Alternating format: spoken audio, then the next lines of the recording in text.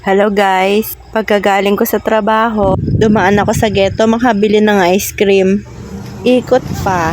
Sa personal, hindi naman ako sobrang daldal. Dito lang pag voice over kailangan. Ihahatid muna namin si Rian bago ako pumasok sa trabaho. Paulit-ulit lang ang routine ng buhay. Ang agang video, syempre hindi ako nagpaiwan sa bahay. Gagala muna.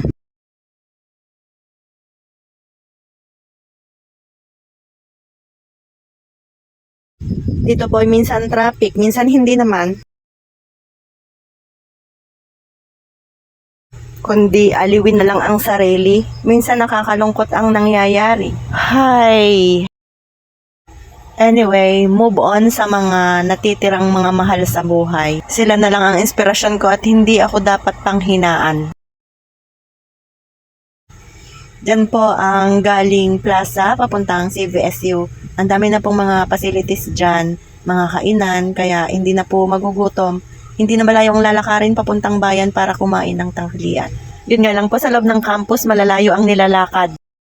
Kung gusto nyo po kumain ng grilled foods, meron po papuntang kanto ng Alolod. May kainan din po doon. Hanapin nyo lang po ang mga anak ko.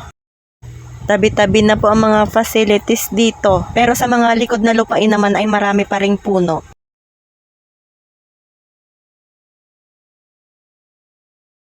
Ako'y papasok pa at magdadala ng lemonade pang kabuhayan. Sayang din ang kita.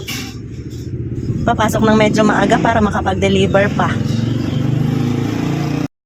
Nagpahatid ako sandali sa aking anak. Alam ko madami pa siyang gagawin pagbalik. Tuloy-tuloy lang sa diskarte niya sa buhay. Kailangan magsipag at kumayod. Sipag lang importante, may ginagawa at may trabaho. Pag-uwi, nakapanood pa ng Flores de Mayo. Sayang at hindi nakasali ang anak ko. Daming ginagawa sa school. Nakakaaliw din manood ng Flores de Mayo o Santa Cruzan. Nakakapagod din yan at tiyaga lang. Sobrang init pa naman.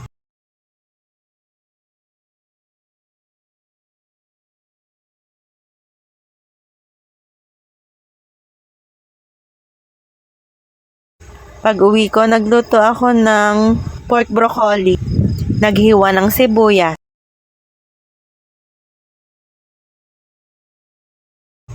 Broccoli para kay Rian.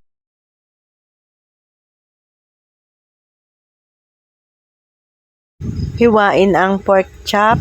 Maninipis naman kaya madali lang yan maluto. Gutom na kami. Igisa na ang baboy. Mas masarap po sanang beef kaso wala kaming baka. Toyo. Konting asin. Sugar. Konting suka. Tapos po ilagay ang broccoli.